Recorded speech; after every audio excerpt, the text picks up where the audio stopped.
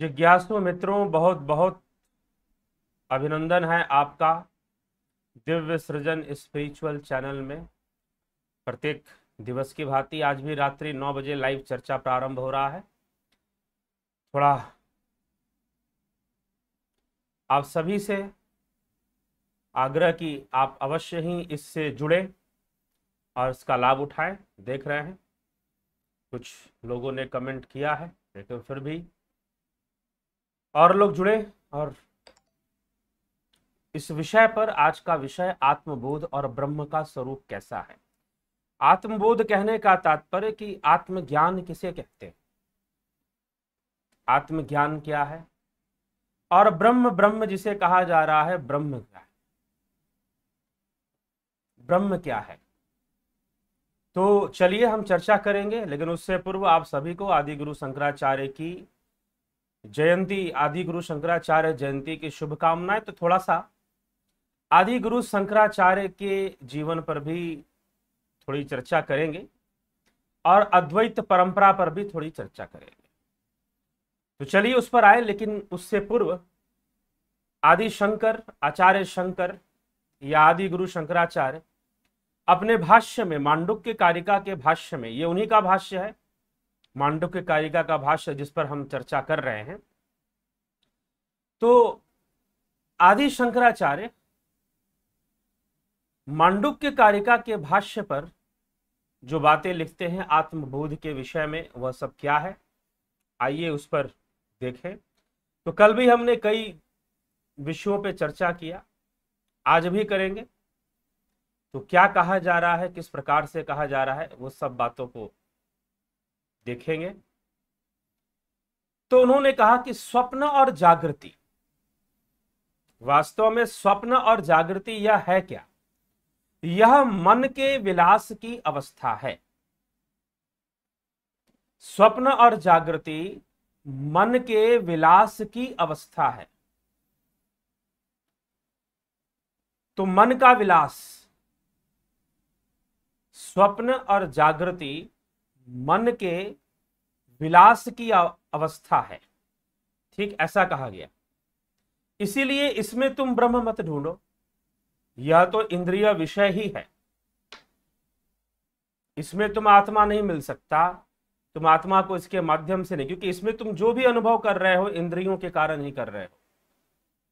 तो जब तक इंद्रियों का निरोध नहीं, तब तक आत्मा की शुद्ध अवस्था को समझ पाना कठिन है, आत्मा की शुद्ध अवस्था को जान पाना कठिन है। तो आदि शंकर क्या कहते हैं भाष्य में, अपने योगी गौड़पाद के ये सूत्र दिए हुए हैं। वो कहते हैं अद्वयम च द्वयभासम मनः स्वप्ने न संशय, अद्वयम च द्वयभासम तथा जागरण संशय। इसमें संदेह नहीं कि स्वप्नावस्था में अद्वय मन ही द्वैत रूप से भासने वाला है। इसी प्रकार जागृत काल में भी निसंदेह यह अद्वय मन ही द्वैत रूप से भासता रहता है। ठीक, मनोदृश्यमिदं द्वैतम यत किंचित सचराचरम मनसो है मनि भावे द्वैतम नेवोपलभ्यते। यह जो कुछ भी चराचर द्वैत है सब मन का ही दृश्य है, क्योंकि मन का अमनि भाव हो जाने पर, संकल्प शून्य हो जाने पर, अमनि भाव अर्थात जब कोई भाव ना रहे, जब भावातीत अवस्था आ जाए, जब संकल्पातीत अवस्था आ जाए, संकल्प शून्य हो जाए, हो जाने पर द्वैत की उपलब्धि नहीं होती। फिर द्वैत नहीं भासेगा और द्वैत भ्रमित भी नहीं करेगा। इस तथ्य को रखा जा रहा है। फिर कहते हैं तत्वबोध से अमनिभाव होता है। आत्म सत्यानुबोधेन न संकल्प्यते यदा अमनस्ताम तदा याति ग्राह्य भावे तदग्रहम। जिस समय आत्म सत्य की उपलब्धि होने पर मन संकल्प नहीं करता, उस समय वह अमनि भाव को प्राप्त हो जाता है।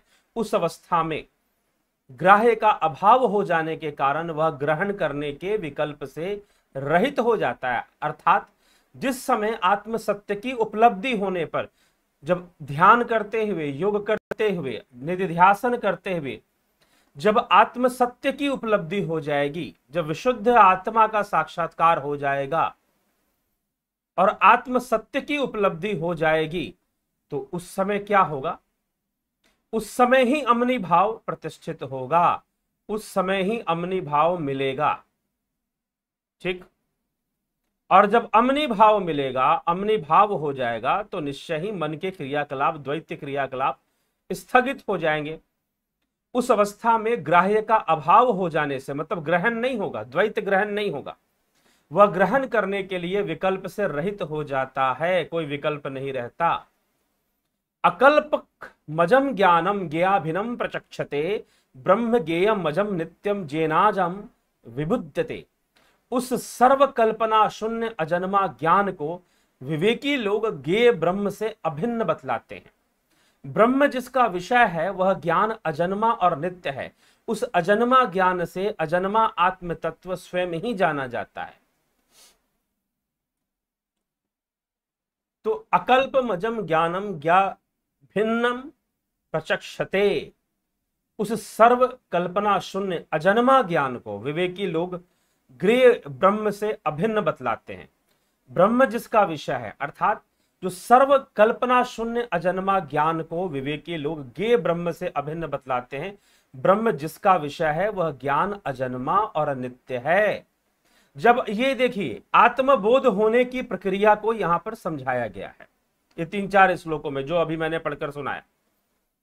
ठीक है, तो मांडुक्य कारिका अद्वैत प्रकरण के 30वें श्लोक से हम कर रहे हैं। पहले बताया गया कि मन जो ग्रहण करता है वह क्या है, वह द्वैत है। वह द्वैत को स्वप्न और जागृत दोनों अवस्थाओं में वह द्वैत को ही ग्रहण करता है। तो मन का विलास है, जागृत और स्वप्न मन का विलास कहा गया है। और फिर कहा गया यह जो कुछ चराचर द्वैत है सब मन का दृश्य है, क्योंकि मन का अमनी भाव होने की बात, यहां अमनी भाव शब्द का प्रयोग किया जा रहा है। हेय अमनि भावे द्वैतम नैवोपलभ्यते। हेय अमनि भावे, यह अमनि भाव क्या है? अमनि भाव का अर्थ है भावातीत अवस्था, कल्पनातीत अवस्था। कल्प शून्य हो, संकल्प शून्य हो जाओ, कोई संकल्प नहीं, कोई कल्पना नहीं, कोई विकल्प नहीं, कोई भावना नहीं। यह संसार तो भावना मात्र है, यह संसार तो कल्पना मात्र है। अष्टावक्र महागीता में यह कहा गया, यह संसार भावना मात्र, कल्पना मात्र, इस प्रकार से इसे जाना गया। परंतु कल्पना मात्र, भावना मात्र, यह संसार जब कल्पना शून्य हो जाओगा, तुम्हारा मन जब हो जाएगा कल्पना शून्य, तुम अमनी भाव को प्राप्त हो जाओगे। अमनी भाव मतलब भाव शून्यता। जब कोई भाव नहीं होगा तो तुम ना जागृत में रहोगे, ना स्वप्न में रहोगे, ना सुषुप्ति में रहोगे, तुम तो तुरिया में जाओगे। और जब तुम अमनी भाव को प्राप्त हो जाओगे तो तुम्हें आत्मबोध होगा। वहां पर द्वैत नहीं रहेगा, द्वैत की उपलब्धि अब नहीं रहेगी। तो वो कह रहे हैं 32वें श्लोक में, आत्मसत्यानुबोधेन न संकल्पयते यदा। जिस समय आत्म सत्य की उपलब्धि होने पर मन संकल्प नहीं करता, स्पष्ट रूप से कहा गया, आत्म सत्यानुबोधेन न संकल्पयते यदा। जिस समय आत्म सत्य की उपलब्धि होने पर मन संकल्प नहीं करता, उस समय वह अमनी भाव को प्राप्त हो जाता है। संकल्प नहीं रहेगा फिर कोई। उस अवस्था में ग्राह्य का अभाव हो जाने के कारण, ग्राह्य क्या मतलब जो ग्रहण कर रहा था इंद्रियों के माध्यम से, उसका अभाव हो जाने के कारण वह ग्रहण करने के विकल्प से मुक्त हो जाएगा। अब उसके पास ग्रहण करने का विकल्प नहीं, जब तक इंद्रिय गति है। ग्रहण करने का विकल्प किसके अंदर है? इंद्रियों के अंदर है। तो इंद्रियों से ग्रहण करता कौन है? मन ग्रहण करता है ना। इंद्रियों के माध्यम से यह मन और बुद्धि ही तो ग्रहण करता है। तो जब इंद्रियों का निरोध हो जाएगा, चित्त वृत्तियों का निरोध हो जाएगा, तो ग्रहण करने के लिए फिर कुछ नहीं रहेगा, सीधी सी बात। तो ऐसे अभ्यास की आवश्यकता है, ऐसी साधना की आवश्यकता है जहां पर आप इंद्रियों से परे जाकर अनुभव कर सकें। वास्तव में वही तो अतीन्द्रिय साधना का विषय है, वही तो अतीन्द्रिय साधना का विषय है। और यही मुख्य विषय है जो साधना इस चैनल के माध्यम से, जो साधना, मेडिटेशन, ध्यान, योग का जो कोर्स चल रहा है, ध्यान योग का, वह उसी ओर हमें ले जाता है, अतीन्द्रिय अनुभूतियों की ओर, तुर्या की ओर। तो जो इंद्रियों से ग्रहण कर रहे हो वो ग्रहण रोकना पड़ेगा, पूरी तरह से नहीं तो कुछ समय रोको, अभ्यास में लगो, निधिध्यासन करो। तो इस प्रकार से करते हुए जब वो इंद्रियों का ग्रहण कार्य रुक जाएगा तो मन का भी रुक जाएगा, तो ग्रहण करने के लिए विकल्प से वह मुक्त हो जाएगा। जब अमनी भाव आ जाएगा, अमनी भाव आने से अर्थात भाव शून्यता आने से, जब कोई कल्पना नहीं, कोई इंद्रिय प्रभाव नहीं, तो जो आत्मा तो है ही, देखो सुनो, आत्मा तो है ही, आत्मा तो है ही, तालाब है ना। अब ये मत सोचिएगा कि कहीं पर आत्मा बैठा हुआ है और हम उसे देख नहीं पा रहे। कई बार क्या होता है कि बहुत ही रॉन्ग कॉन्सेप्ट्स हम डेवलप कर लेते क्योंकि सही से उत्तर नहीं मिलता। शायद यह आत्मा किस भांति है, क्योंकि इसको कई भांति भांति कहकर ही समझाया जा सकता है तर्कों में। सत्य रूप में तो ये साधना से ही सामने आएगा, उपासना से ही सामने आएगा, बिना उपासना के सामने नहीं आएगा। इसलिए उपासना अनिवार्य है। जैसे तालाब है, तालाब का तल तो है ही, अगर तालाब का बेसिन ना हो, एक तालाब है, अगर उसका बेसिन मतलब उसका तल, अगर वो ना हो तो तालाब भी नहीं रह सकता, सीधी सी बात। लेकिन आप बेसिन देख नहीं पाते क्योंकि तालाब का पानी मैला है, क्योंकि तालाब का पानी मैला है। आप देख नहीं पाते क्योंकि तालाब के पानी में हमेशा कोई नहा रहा है, कोई कपड़े धो रहा है, कोई पत्थर फेंक रहा है, तो उससे उसमें तरंगे उत्पन्न होती रहती है। और जब तरंगे उत्पन्न होती रहती हैं तो उसका तल नजर नहीं आता, दिखाई नहीं देता। फिर तो आत्मा तो जैसे है वह तो वैसे ही है, लेकिन इंद्रियों में उलझे हुए हैं हम, इंद्रिय अनुभूतियों में उलझे हुए हैं, द्वैत में उलझे हुए हैं, और हर बात को द्वैत से ही समझ लेना चाहते हैं, हर बात को द्वैत से ही समझ लेना चाहते हैं। समस्या यहां पर है। तो जब दुई का खेल खत्म होगा, कबीर की वाणी में आती है, दुई का खेल है जग में, हमें दुनिया से यारी क्या, हमन है इश्क मस्ताना, हमन को होश यारी क्या। इस प्रकार से कबीर की वो प्रसिद्ध वाणी है, उसमें वो ऐसा एक लाइन आता है उनकी, इस भजन कहिए या उनका जो भी गीत है, उसमें ये लाइन आती है कि हमन है इश्क मस्ताना, हमन को होश यारी क्या, दुई का खेल है जग में, हमें दुनिया से यारी क्या।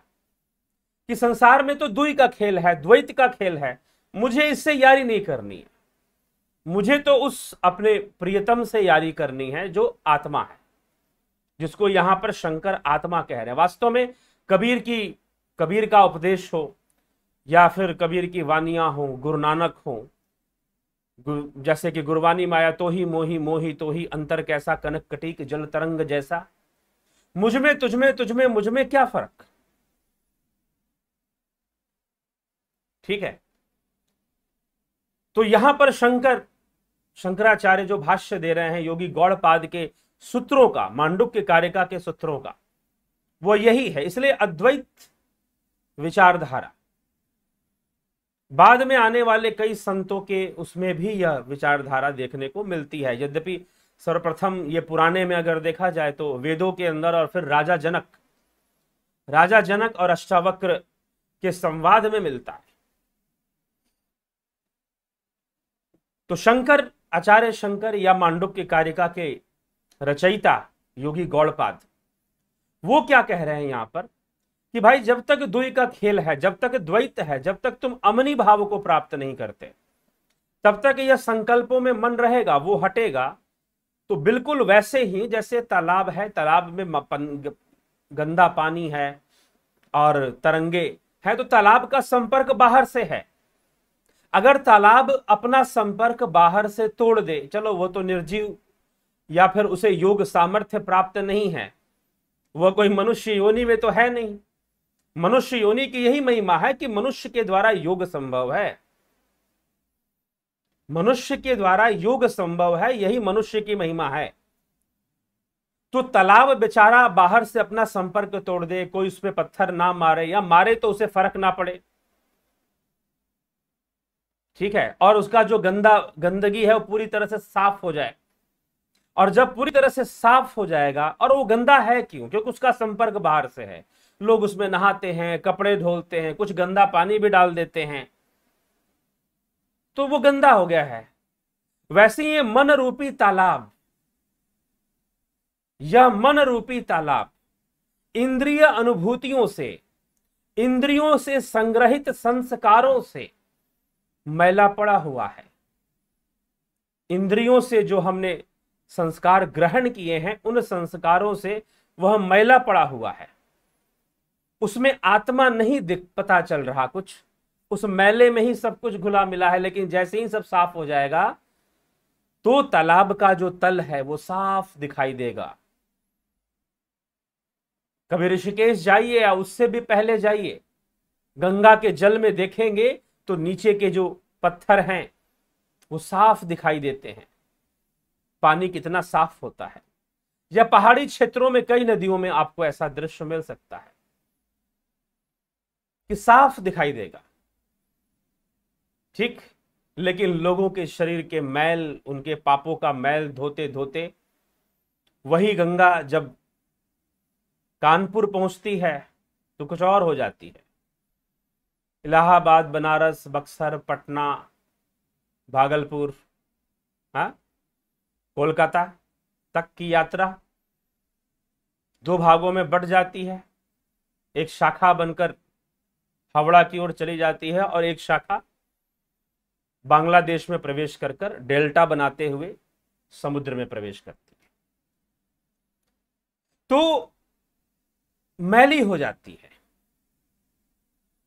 वैसे ही यह जो जल जिस प्रकार से मैला, यह मन भी बाहर से द्वैत से बहुत कुछ ले रहा है, नेत्रों से, कानों से, सबका मन, ऐसा नहीं, बस समझने वाली बात है। सबका मन इस प्रकार से, किसी का कम, किसी का ज्यादा, जो थोड़ा बहुत साधना कर लिया थोड़ी कमी ला देता है तो उसे हल्का हल्का हल्का हल्का जो आत्मा का जो रस है वो मिलना शुरू हो जाता है। अभी पूर्ण रूप से आत्मबोध तो नहीं हुआ, लेकिन मिलना रस शुरू हो जाएगा। करो तो सही, करो तो सही, लेकिन द्वैत की ताकत है, इंद्रियों की भी ताकत है, हावी होती है। जबरदस्ती का झगड़ा मत करो, धीरे धीरे अपने आप शांत हो जाएंगे। अभ्यास से, टेक्निक से, झगड़े से नहीं, झगड़े से नहीं, झगड़ा मत शुरू कर दो। कुछ लोग झगड़ा शुरू कर देते हैं, और जब झगड़ा शुरू कर दोगे तो पता चलेगा कहीं और ज्यादा हावी हो गई तो फिर दिक्कत हो जाएगा। तो वैसा भी ना करो, क्योंकि ऐसी भी कई कथाएं हैं जहां पर हावी हो जाती हैं। चलिए ठीक है। तो आत्मसत्यानुबोधेन न संकल्पेते यदा अमनस्ताम तदा याति ग्राह्य भावे तद्ग्रहम। जिस समय आत्मसत्य की उपलब्धि होने पर मन संकल्प नहीं करता, उस समय वह अमनी भाव को प्राप्त हो जाता है। उस अवस्था में ग्राह्य का अभाव हो जाने के कारण वह ग्रहण करने के विकल्प से रहित हो जाता है। यह आत्मबोध की अवस्था को बताया जा रहा है।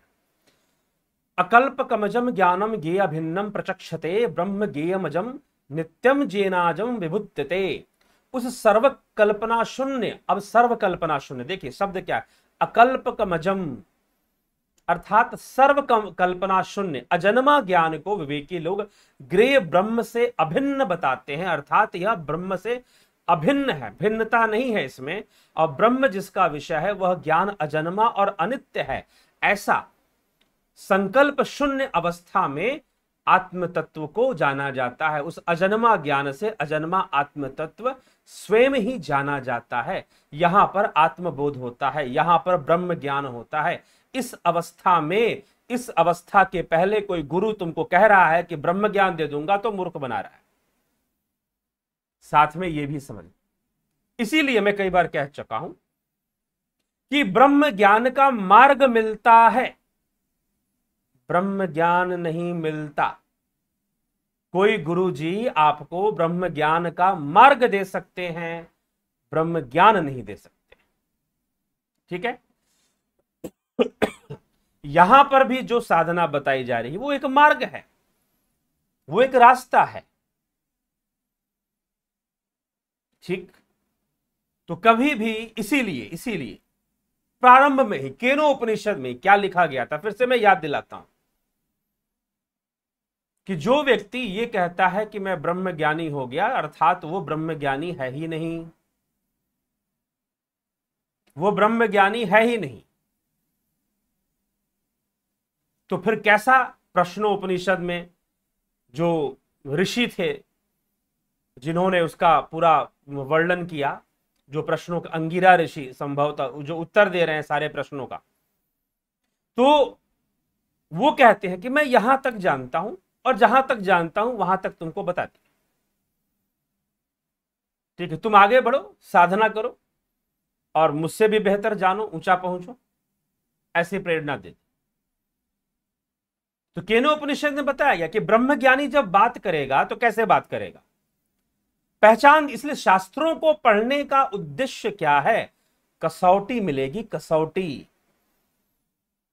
किसी जागृत मनुष्य से जुड़ना चाहते हो, किसी जागृत व्यक्ति से जुड़ना चाहते हो, उसका सानिध्य प्राप्त कर कर लाभ उठाना चाहते हो, तो उसकी कसौटी कौन बता रहा है, शास्त्र बता रहे हैं।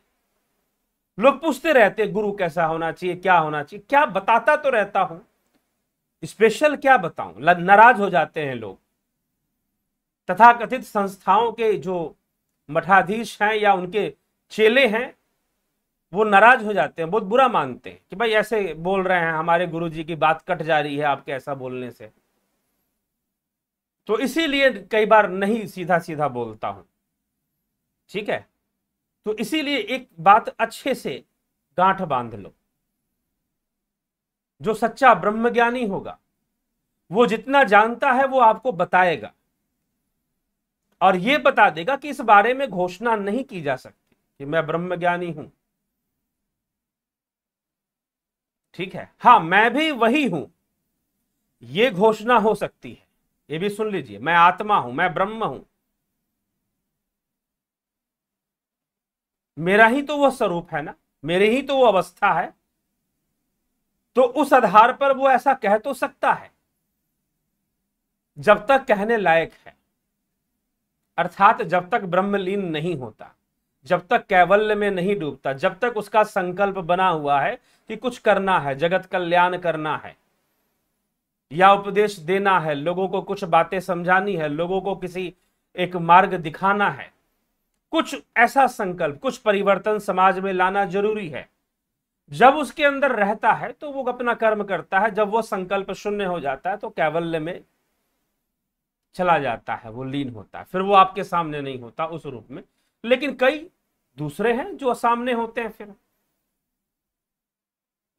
तो इतना सरल भी नहीं है किसी जागृत पुरुष से जुड़ना, समझना, क्योंकि तुमने बाहर से कई सारे अवधारणाएं बना रखी हैं।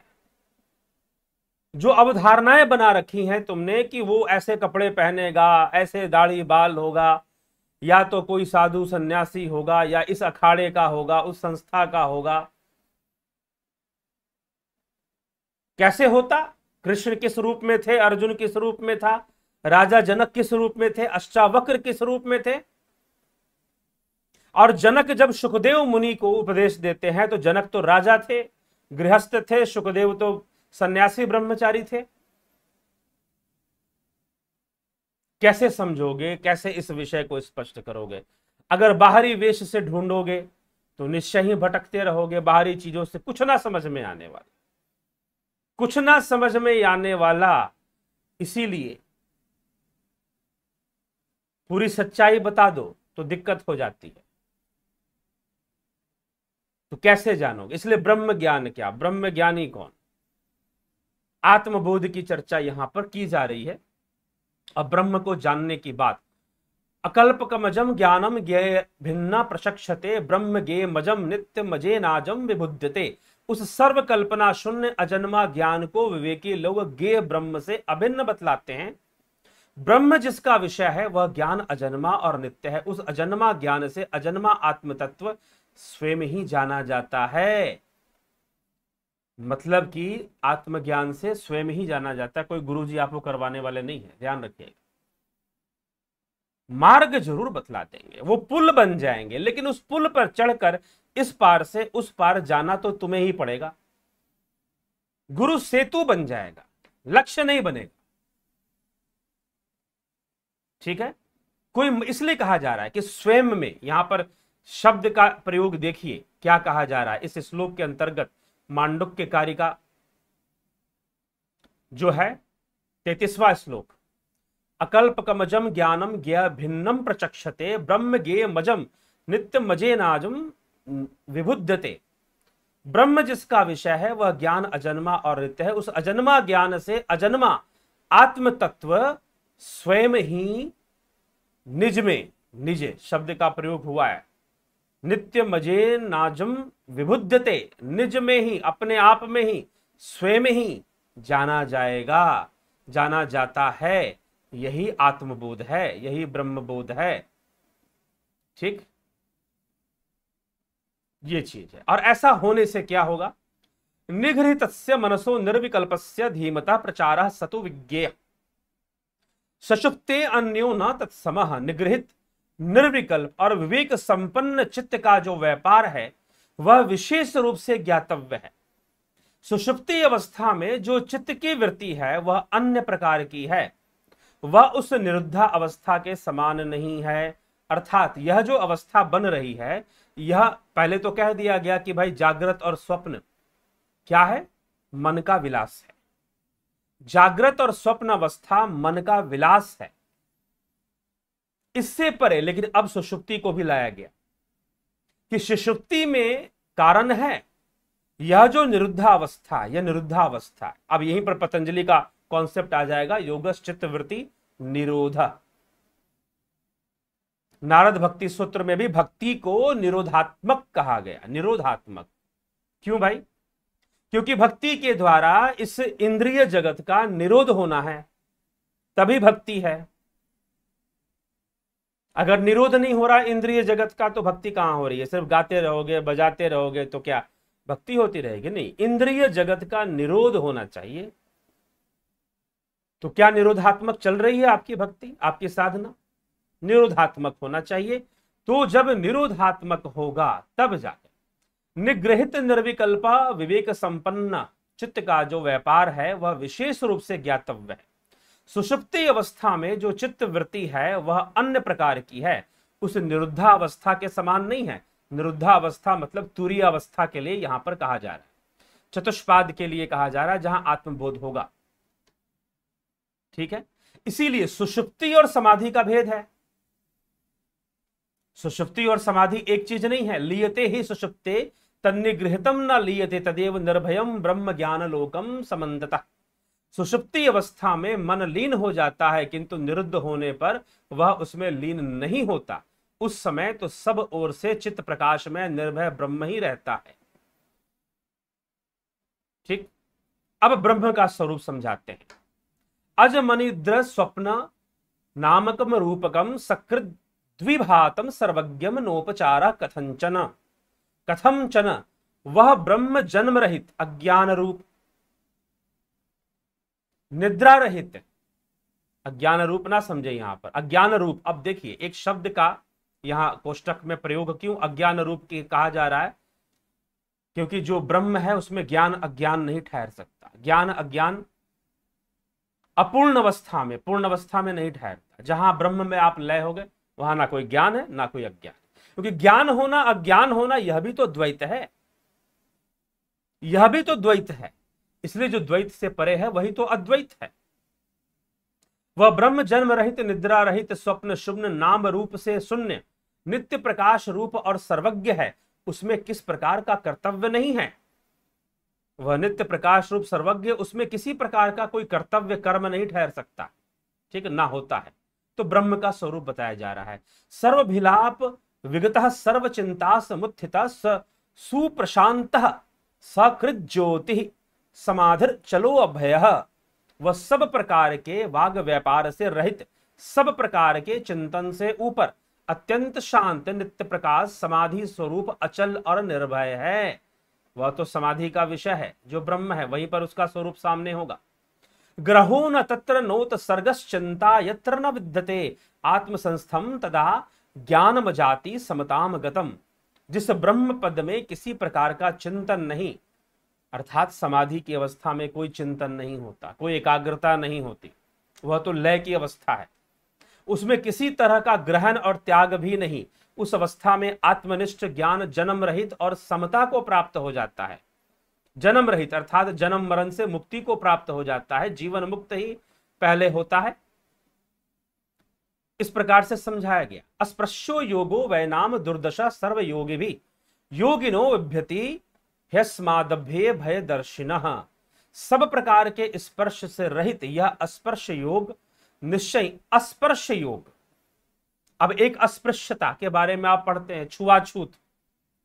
अस्पृश्यता की चर्चा वीर सावरकर ने अपने ग्रंथ, अपने उपन्यास मोपला में की है कि किस प्रकार अस्पृश्यता और छुआछूत ने हिंदू समाज को कमजोर बनाकर रखा था। लेकिन यहां पर भी एक अस्पृश्यता की चर्चा की जा रही है।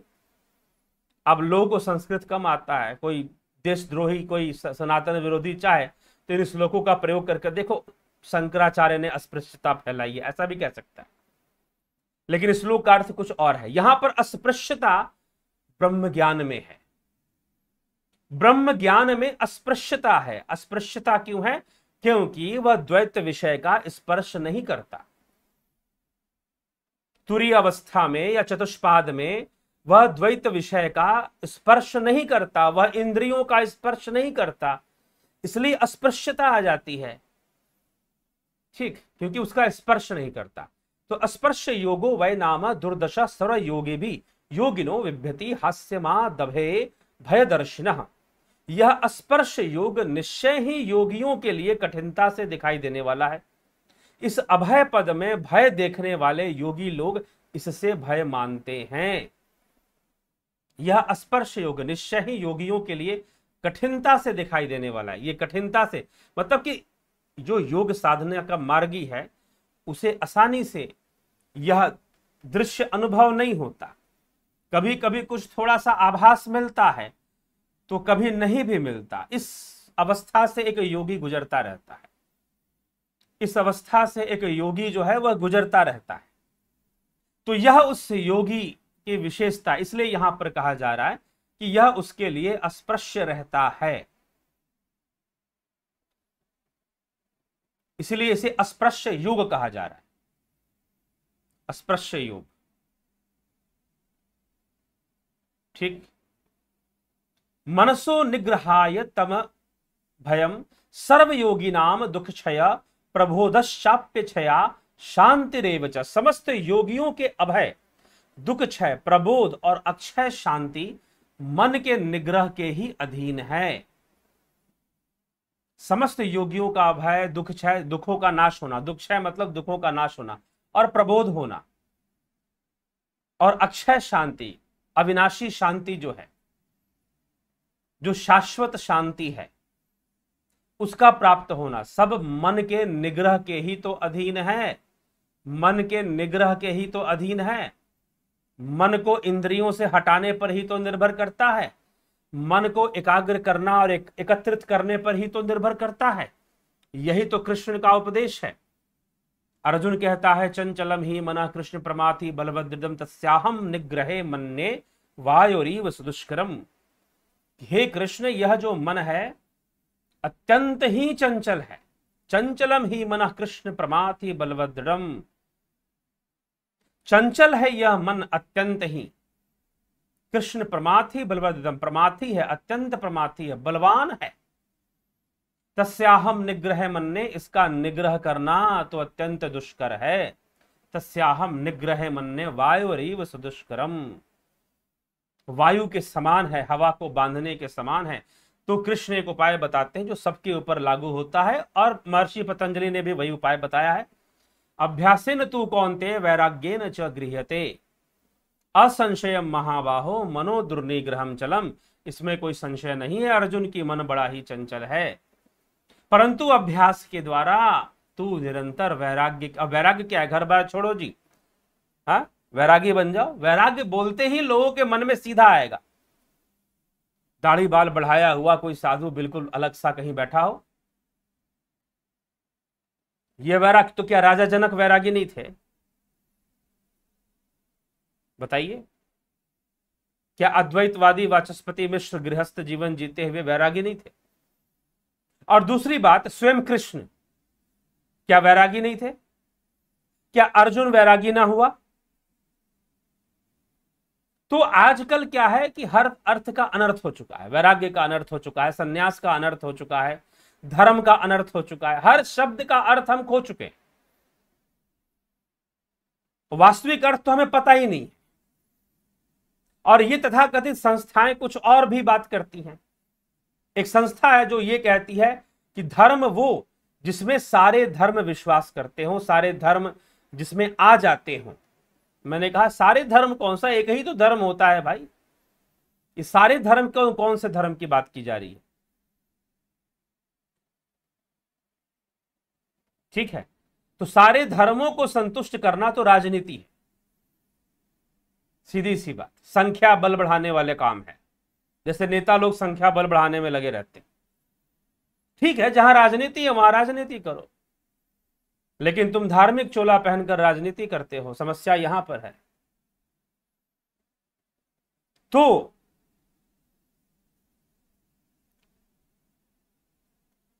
धर्म का कंट्रोल राजनीति पर होना चाहिए, लेकिन राजनीति का कंट्रोल धर्म पे नहीं होना चाहिए, अगर होगा तो गड़बड़ हो जाए।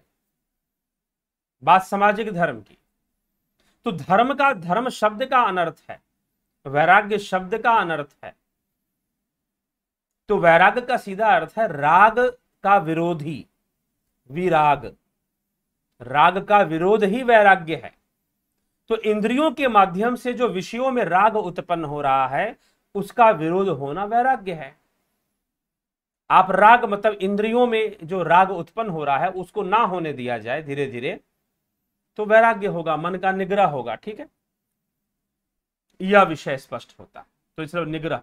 तो चलिए मन के निग्रह पर कभी और हम बोलेंगे, अभी हम देखते हैं। आज का विषय हुआ ब्रह्म का स्वरूप भी स्पष्ट हुआ, और आत्मबोध किसे कहते हैं यह भी स्पष्ट हुआ। एक और विषय है हमने लिया सुषुप्ति और समाधि, आगे भी इसको और लिया जाएगा। चलिए, तो बबीता धीमान जी, जगत नारायण जी, गोपाल शर्मा जी, बलदाऊ योगी जी, नवजोत योगी जी,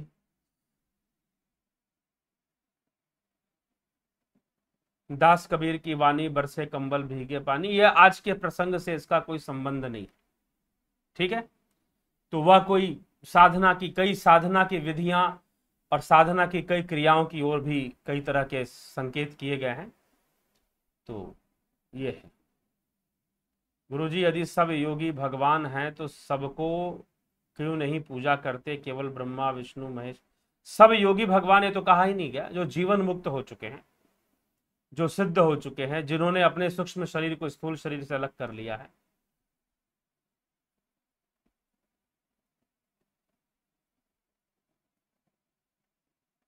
ठीक,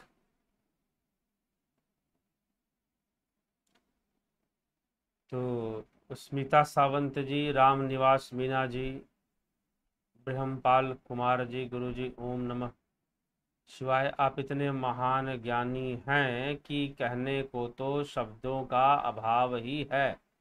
चलो जी ठीक है, लग रहा है, लेकिन यह तो शब्द ही है, और शब्द तो शब्द ही है, यह कोई ज्ञान नहीं। ठीक है, प्रेरणा जरूर है, जो भी मैं बोल रहा हूं प्रेरणा के लिए बोल रहा हूं, समझ पैदा करने के लिए बोल रहा हूं, ताकि आप उस मार्ग पर आगे बढ़ सकें। और ज्ञान तो तभी होगा जब आप आगे बढ़ेंगे, तो आपको ज्ञान होगा। अभी बहुत कुछ साधना पे आगे बढ़कर बहुत कुछ प्राप्त करना है मुझे, इसलिए मुझे तो व्यक्तिगत रूप से, स्वयं के रूप में, अगर आपको ऐसा लग रहा है तो आप प्रेरणा प्राप्त कीजिए और मार्ग पर चलिए। लेकिन स्वयं में व्यक्तिगत रूप पर तो मुझे तो लगता है कि बहुत कोई विशेष ज्ञान तो नहीं है। कुछ शास्त्र अध्ययन है और कुछ साधनाएं हैं। हाँ, कुछ अनुभव मैंने जरूर किया है जो विशेष है। तो सामान्य जन की तुलना में, शास्त्रों की तुलना में और महर्षियों की तुलना में वो विशेष, वह भी बहुत निम्न कोटि का अनुभव है। तो इसीलिए परंपरा है साधना की, उसे समझना है, जानना है, चलना है। ठीक। गुरुजी, आप कल लाइव में कबीर के दोहा के ऊपर व्याख्या कीजिएगा। कबीर का दोहा बड़ा अच्छा, ठीक है, अच्छा लगता है, अच्छी बात है, लेकिन प्रमाणिक नहीं है। ठीक। जो पढ़ाया भी जा रहा है वह भी प्रमाणिक नहीं है। ठीक ना। प्रमाणिक क्यों नहीं है? क्योंकि मिलावट बहुत है कबीर की वाणियों में। अप्रमाणिक ना होने के कारण उस पर बोलना या व्याख्या करना बहुत ठीक नहीं होता कई बार। तो कई विषय हैं जो प्रमाणिक नहीं है। और जब हम बात शास्त्रों की करते हैं, उपनिषदों की करते हैं, श्रीमद् भगवद गीता की करते हैं, तो वहां पर श्लोकों की संख्या निश्चित है। कबीर वाणी की इस के जो शब्द हैं या वाणियां हैं उसकी संख्या निश्चित नहीं है, यहां पर संख्या निश्चित है। तो यहां की प्रमाणिकता कई गुना अधिक है अगर मांडुक्य कारिका के श्लोकों पर। क्योंकि देखिए, एक तो संस्कृत के ऐसे विद्वान नहीं कि बहुत फेरबदल कर सके, और शास्त्रों में फेरबदल इतना आसान नहीं है। हाँ, पुराणों में आसान, क्योंकि पुराणों में कथाएं चलती हैं, तो कथाओं को अलग ढंग से लिख देना संभव।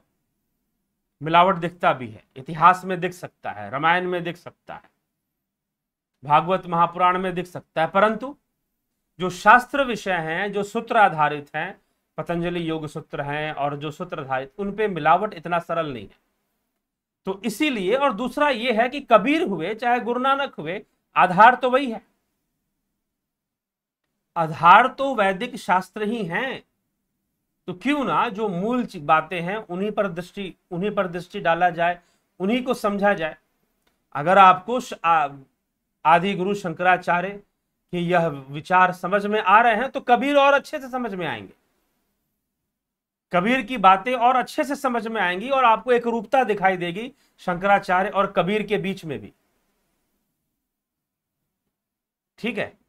तो इसीलिए जो मूल ग्रंथ हैं, मैं उसी को अपनी चर्चा का विषय बनाता हूं। कबीर की वाणी या फिर कोई अन्य वाणियों पर आधारित जो है, मैं उसकी उतनी चर्चा का विषय में नहीं लेता। ठीक है। तो चलिए शास्त्र चर्चा में, हाँ ठीक है, कभी लेंगे, कबीर के ऊपर भी बोलेंगे, तुलसी पर भी बोलेंगे, वो एक अलग बात है। लेकिन जब सिद्धांतों की चर्चा होगी तो वो हमेशा शास्त्रों के सूत्रों से ही हो। ठीक। वैजनाथ कुशवाहा जी, नवजोत योगी जी, बलवंत सिंह गोहिल, देवरतन बलदावा जी, बहुत अभिनंदन जी आप सभी का। धीरज कुमार जी, मोहित कुमार जी, गुरु जी श्री कृष्ण के विराट स्वरूप के बारे में बताएं, जिसने सारे ब्रह्मांड, सारी सृष्टि श्री कृष्ण के अंदर थी। जी हाँ, श्री कृष्ण का विराट स्वरूप आप गीता व्याख्या पर जाएं, जो हमारे प्लेलिस्ट में जाए, हमारे चैनल पर श्रीमद् भगवद गीता का प्लेलिस्ट है, उसको पूरा सुनिए। नहीं तो 11वें अध्याय की जहां चर्चा है, जहां पर भगवान ने अपना विराट रूप प्रकट किया, अर्जुन को दिखाया, उसको सुनिए, और उसके बाद की भी चर्चा सुनिए। तो वह सगुण रूप था, वह विराट रूप भगवान का सगुण रूप था, ये स्वयं भगवान कहते हैं। वो ब्रह्म स्वरूप नहीं था, वह आत्म और वो तुरिया अवस्था वाली बात नहीं। वो अर्जुन को समझाने के लिए भगवान ने उसका पट खोला, उसे अंतर्मुखी कर कर दिखाया कि देख, मेरे हिरण्य गर्भ रूप को देख, मेरे योग ऐश्वर्य रूप को देख। ठीक है। लेकिन वह सगुण था। 12वें अध्याय में ही जब निर्गुण सगुण की चर्चा से भगवान श्री कृष्ण करते हैं तो वहां स्पष्ट करते हैं। ठीक है। तो उसके विषय में इतना ही संक्षेप में, बाकी वहां जाइए तो उसके बारे में चर्चा है।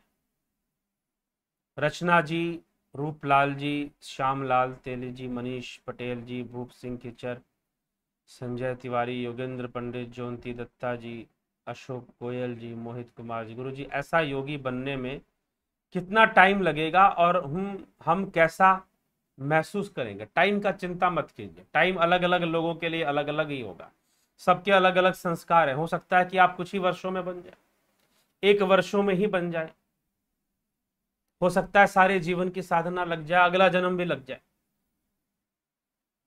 ठीक है, ऐसा भी हो सकता है। महत्व ये नहीं कितना टाइम लगेगा, करना पड़ेगा, शुरू करना पड़ेगा भैया, यात्रा तो शुरू करो, चलना तो शुरू करो, साधना तो शुरू करो, बस वही महत्वपूर्ण है। धीरे धीरे होगा, जबरदस्ती नहीं हो, करने के अलावा कोई विकल्प नहीं।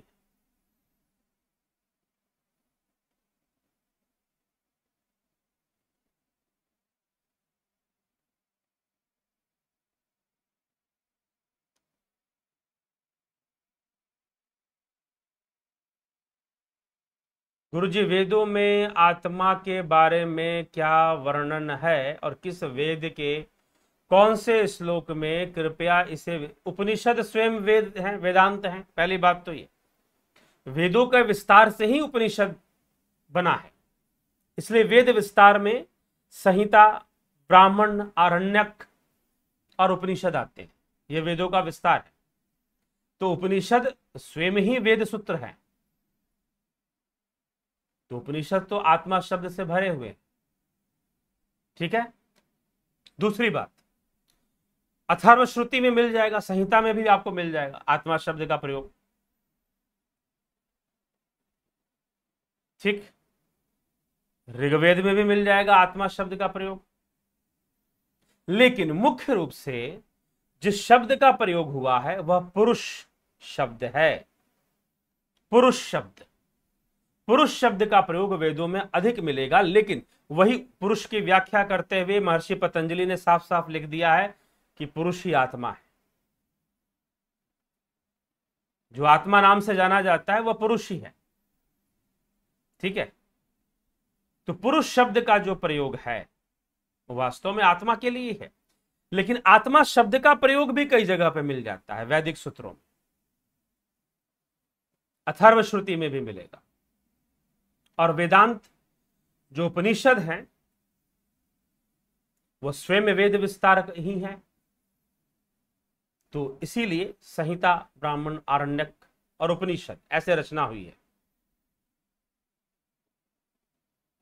ओम नमः शिवाय, प्रणाम महाराज, समझने वाली भाषा में समझा रहे हैं, ठीक है जी।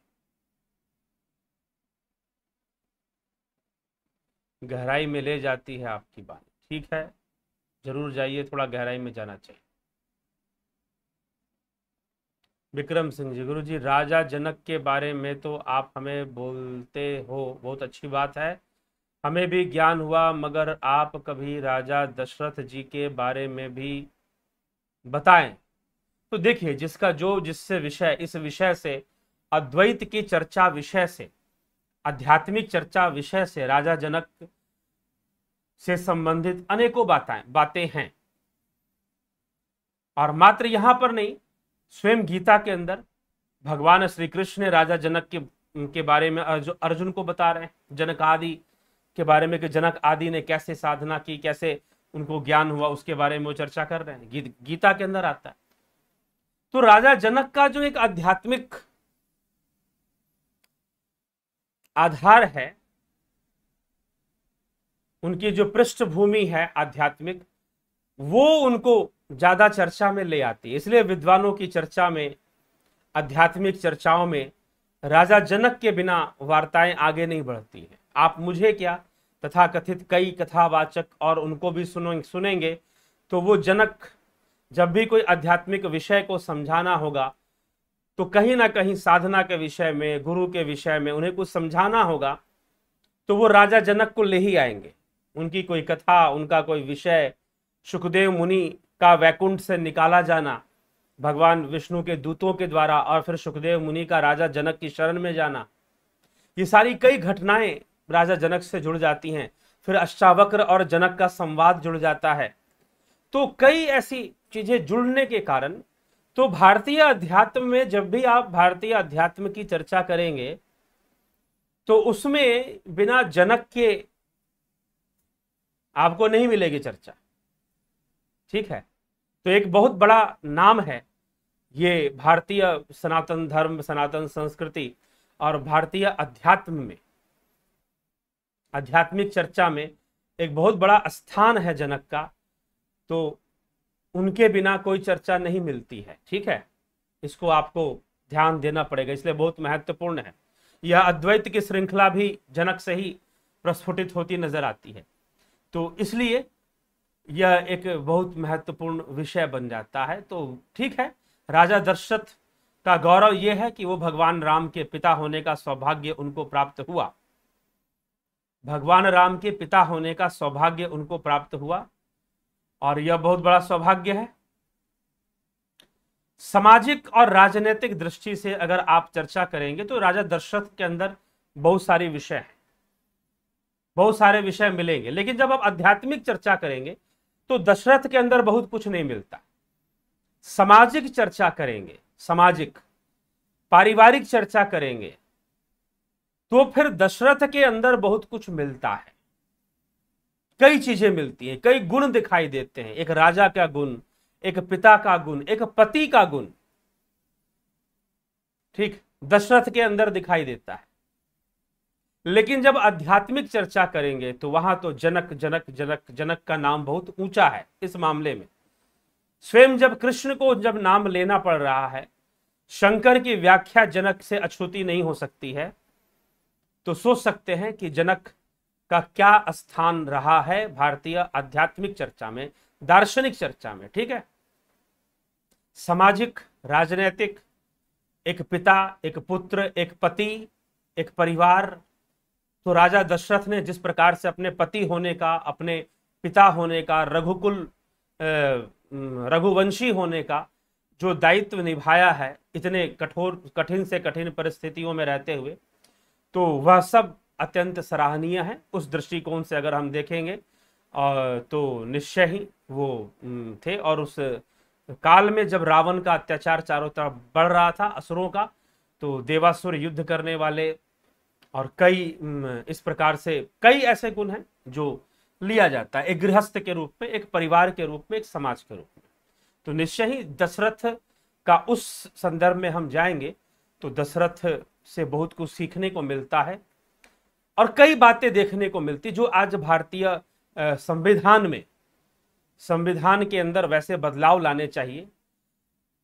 जहां पर अयोध्या के अंदर दशरथ ने जो शासन प्रशासन चलाया था, या जिस तरह की चीजें थी राजनीतिक हिसाब से, कुछ रामायण है जैसे कंब रामायण है या कुछ अन्य रामायण है जो कि कुछ कुछ बातें लिखते हैं उस विषय में, तो वहां पर दशरथ की महिमा आती है फिर। ठीक है, तो वो एक अलग क्षेत्र में चला जाता है चर्चा। तो चलिए, ठीक, तो मून और मार्स क्या है कृपया बताएं। न, मून और मार्स कुछ नहीं है, मेंबरशिप है। मून नहीं है, मार्स भी नहीं है। अब उसके लिए अलग से हम कोर्स लाएंगे। मून मार्स से संबंधित जो बातें हैं वो नहीं चल रही है, सन और जुपिटर जो कोर्सेस हैं वही चल रही है। तो मून मार्स के चक्कर में फिलहाल ना पड़े। उसमें ज्योतिष और संगीत का कोर्स था जो कि अभी ऑनलाइन हम नहीं दे पा रहे हैं, लेकिन भविष्य में क्योंकि कोरोना और बहुत सारे चक्करों के कारण ये सब थोड़ा सा संगीत का कोर्स और कई कोर्सेस भविष्य में आएंगी, नेचुरोपैथी और कई चीज़ों को लाया जाएगा। तो वो भी सब शुरू होने वाली हैं। तो देखिए कब तक कैसे शुरू होती है। तो करना तो है लेकिन समय लगेगा। तो अभी वो रुका हुआ है। जुपिटर मेंबरशिप और सन मेंबरशिप के अंदर जो साधना है, ध्यान योग है, वही चल रहा है। ठीक,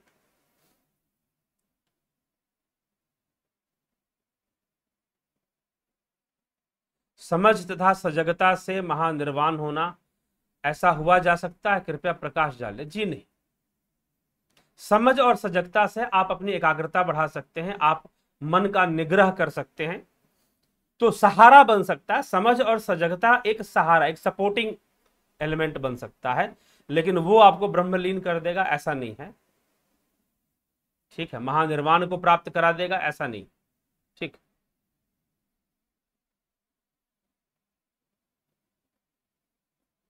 लवीना कनाडे, अभिनंदन है आपका। मन मेन श्री सुमन गथिया, आपका अप्रतिम ज्ञान सुनता हूँ, लाभ प्राप्त करता हूँ, एज 64। ठीक है जी। वर्षा सचदेव जी, अभिनंदन।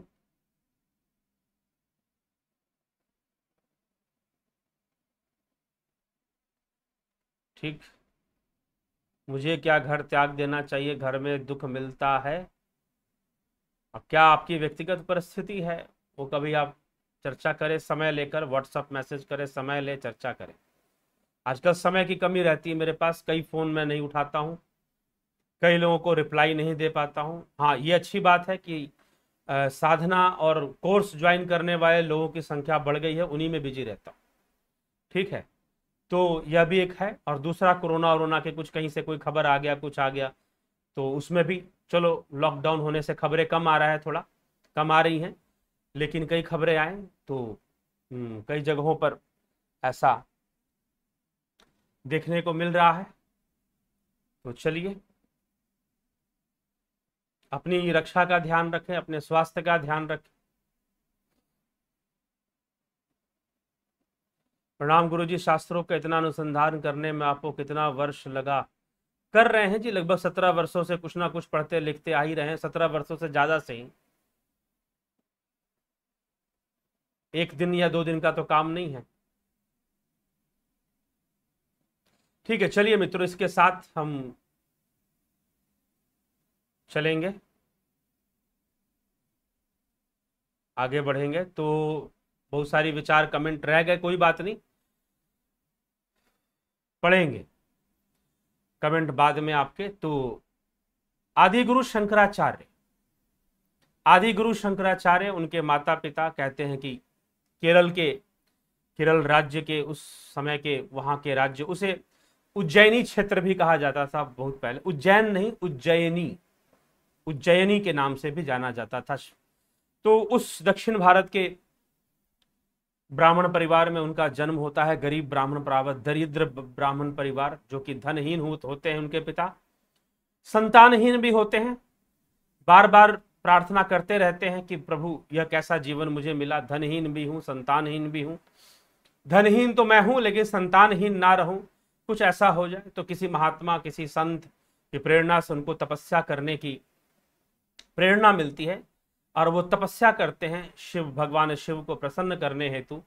और भगवान शिव को अपनी तपस्या से प्रसन्न कर शिव प्रकट होते हैं साधु रूप में ही, और प्रकट होकर कहते हैं कि देखो, तुम्हारा पुत्र होगा, लेकिन दीर्घायु होगा तो ज्ञानी नहीं होगा, अगर सर्वज्ञ होगा तो दीर्घायु नहीं होगा। तुम्हें क्या चाहिए? दीर्घायु चाहिए जो बहुत लंबी उम्र तक जिए, या फिर सर्वज्ञ चाहिए जो सब कुछ जानने वाला हो? क्योंकि अगर सर्वज्ञ होगा तो दीर्घायु नहीं होगा, अल्पायु वाला होगा। और अगर दीर्घायु हुआ तो ज्ञानी नहीं होगा, मूर्ख होगा। तो तुम बता दो। अब परीक्षा की घड़ी, सोचा कि भाई क्या करूं, मूर्ख पुत्र को ले लूंगा, दीर्घायु तो होगा, लेकिन समाज में मेरा क्या यश करेगा? जो पिता को पुत्र से मिलना है वो क्या मिलनेगा फिर? इसीलिए मुझे सर्वज्ञ पुत्र ही चाहिए, भले अल्पायु। तो अल्पायु और सर्वज्ञ पुत्र की प्राप्ति उन्हें हुई, उनका ही नाम शंकर रखा गया। 8 वर्ष की उम्र में उनकी मृत्यु थी। पिता की मृत्यु पहले हो गई, मां के साथ वो रहते थे। कई उनके जीवन में घटनाएं, चमत्कारी घटनाएं बताई जाती हैं कि एक बार उनकी माता जो है नदी के तट पर वस्त्र धोने गई थी, और उसी समय वापस लौटते समय धूप तेज थी, तो धूप से वो होकर, गरीबी थी तो खाने पीने की भी कोई बहुत ज्यादा वो नहीं होता था, अच्छा सुविधा नहीं रहती थी, तो गिर गई बेहोश होकर। शंकर उन्हें उठाकर ले आए, और 3 दिन तक उन्होंने अन्न सेवन नहीं किया। अपनी संपूर्ण भावनाओं को एकाग्र कर माता सरस्वती में लगा दिया, और कहा कि मां, जब तक वो नदी मेरे घर के पास से नहीं बहेगी तब तक मैं अन्न ग्रहण नहीं करूंगा। और कहते हैं तीसरे दिन नदी ने अपना रास्ता बदल दिया। ऐसी भावना शक्ति, यह भावनात्मक विषय था, यह भावनात्मक विषय था, यह भावातीत विषय नहीं था। भावनाओं में शक्ति होती है। इसलिए मैंने कहा ना कि शक्तियां हो सकती हैं, सिद्धियां हो सकती हैं, समाधि अलग चीज है, कैवल्य अलग चीज है। ठीक, तो अपनी भाव शक्ति से उन्होंने नदी का रास्ता ही मोड़ दिया और नदी को उनके घर के पास से गुजरना पड़ा। ऐसी कथा आती है। फिर 8 वर्ष की उम्र में अपनी माँ से कहते कि माँ मुझे सन्यास दे दे, नहीं तो मेरी मृत्यु हो जाएगी, मेरा सन्यास योग है। तो उन्हें वरदान भी था कि अगर 8 वर्ष में सन्यास योग हो जाए तो मृत्यु टल जाएगी, फिर 8 वर्ष के लिए बढ़ जाएगी, 16वें वर्ष में आएगी, तो 16वें वर्ष में अगर देव योग हो जाए तो मृत्यु टल जाएगी, फिर दुगना और 16 32 वर्ष तक चली जाएगा, जीवन जाएगा। तो इस प्रकार से 32 वर्ष के उम्र में उन्होंने कैवल्य समाधि ले ली, निर्बीज समाधि में लीन हो गए, ब्रह्मलीन हो गए 32 वर्ष की उम्र में। उससे पूर्व 16 वर्ष तक उन्होंने भाष्य दे दिए। वेद व्यास जी से शास्त्रार्थ हुआ उनका, देव रूप में वेद व्यास जी आए और उनका शास्त्रार्थ हुआ तो देव योग बना, जिससे कि उनकी उम्र दुगनी हो गई, 32 वर्ष तक चली गई। तो 32 वर्ष से ज्यादा जीवन उन्होंने नहीं जिया आदि गुरु शंकराचार्य ने। उसी में सारे विचार दिए, उसी में उपदेश सहस्त्री, उसी में विवेक चूड़ामणि, उसी में भज गोविंदम, ये सारी रचनाएं आती हैं। कई भाष्य, कई स्तुतियां, माता की स्तुतियां, ठीक ना, देवी की स्तुतियां, ठीक है, वो उन्होंने लिखे। जो आप कई जो देवी की स्तुतियों का जो आप पाठ करते हैं, उनमें कई हैं जो कि आदि गुरु शंकराचार्य की ही रचना है। तो इस प्रकार से तो कई रचनाएं, कई भाष्य उन्होंने बहुत कम उम्र में लिखे। और मांस को छोड़ने के बाद कि मुझे सन्यास दे तभी मैं जीवित रहूंगा, तू क्या चाहती है? मुझे तेरे पास रहने से कोई दिक्कत नहीं है, लेकिन मैं मृत्यु को प्राप्त हो जाऊं। अगर तू चाहती है कि मैं जीवित रहूं तो मुझे सन्यास देना पड़ेगा। मां, जब तक तू नहीं आज्ञा देगी तब तक मैं सन्यासी नहीं हो सकता। तो मां को आज्ञा देना पड़ता है, मां को कहना पड़ता है अपने पुत्र के जीवन के लिए, उन्हें कहना पड़ता है कि हाँ मैंने तुझे सन्यासी होने की आज्ञा दी, और आज्ञा मिल जाती है ना इच्छा होते हुए भी पुत्र के जीवन के लिए। और फिर वो घूमते घूमते नर्मदा नदी के तट पर योगी गोविंद पाद, जहां एक गुफा में वो समाधि लिए हुए बैठे हुए थे, वहां पहुंचते हैं।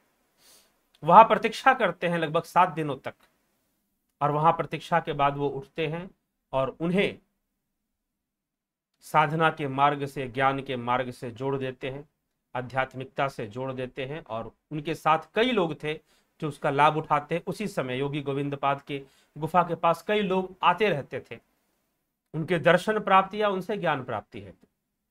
जो इस मार्ग के जिज्ञासु थे, समय बीत गया, आगे बढ़ते गए, काशी गए, बद्रीनाथ तक गए, कई यात्राएं, केदारनाथ की यात्रा, आदि गुरु शंकराचार्य की ये सब प्रतिष्ठित किए हुए स्थान है। ये तीर्थ स्थल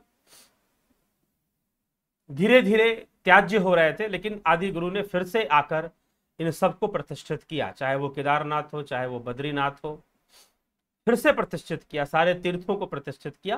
तो इस प्रकार से भी वर्णन आता है।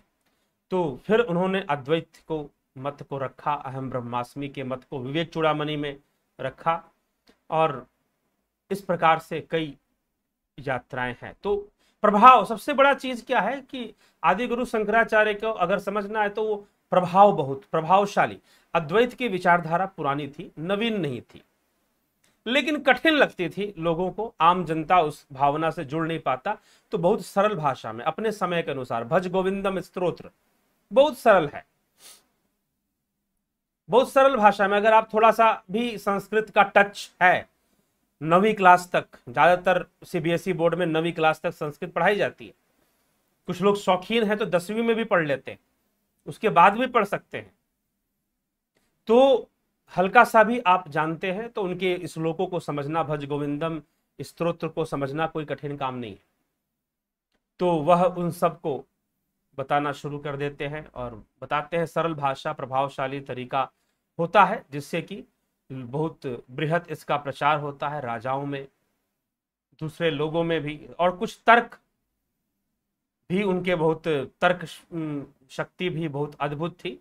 तो कई अद्भुत तर्कों से उन्होंने पिछले कई विचारों को खंडित भी किया कि नहीं, इस बात को ऐसे नहीं कहना चाहिए, ऐसे कहना चाहिए। ठीक है, वो भी लोगों को बड़ा ज्यादा सटीक लगता था। जैसे बुद्धिज्म वाले जो नागार्जुन या उसके बाद के आचार्यों का जो शून्यवाद था, उन्होंने कहा कि तत्व तो वही है लेकिन शून्य मत बोलो, क्योंकि शून्य का अर्थ होता है कुछ भी नहीं, और कुछ भी नहीं में से कुछ कैसे प्रकट हो जाएगा? ये संसार कुछ भी नहीं में से, शून्य में से कैसे आ जाएगा? इसीलिए वो ब्रह्म है। ब्रह्म मतलब जो सर्वव्यापी है, जो सब कुछ है, वही सब कुछ है, और उसी सब कुछ में से यह संसार प्रकट होता हुआ और विलीन होता हुआ दिखाई देता है। थोड़ी सी कई बातों को उन्होंने तर्क के आधार पर बदल दिए, जो ज्यादा सटीक लगते थे लोगों को। सीधी सी बात है, ये बात ज्यादा सटीक लगेगी, ब्रह्म वाली बात शून्य की जगह पर, तो ज्यादा सटीक लगते थे, तो इस कारण से ज्यादा प्रभावशाली हुआ। यहां तक कि जब पाश्चात्य में शंकर के ऊपर अध्ययन किया गया तो लोगों को लगने लगा, टॉल्स्टॉय और पाश्चात्य दार्शनिकों को लगने लगा कि पश्चिम का दर्शन तो अभी बच्चा है।